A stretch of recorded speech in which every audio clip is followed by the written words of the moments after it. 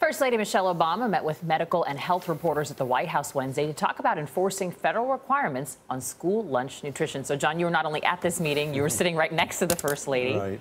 Well, she invited a small group of medical correspondents, and she came in with Dr. James Perrin, who's the president of the American Academy of Pediatrics, and Sam Cass, who's one of her senior nutrition advisors. And she started off by saying, look, a couple of years ago, we were all celebrating because there was legislation passed that improved nutrition standards in schools for the first time in like 30 years. And there was a 90% compliance rate with this. This was according to the best evidence by the Institute of Medicine.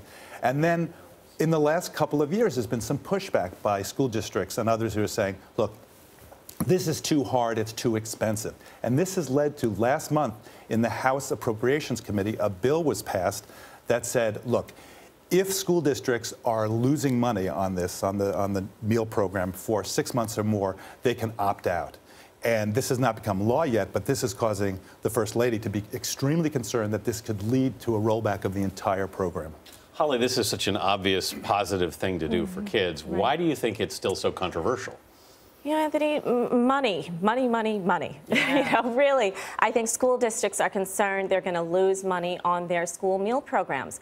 They're fearful that kids won't buy the healthy lunches, or they'll just opt for things in vending machines that are unhealthy.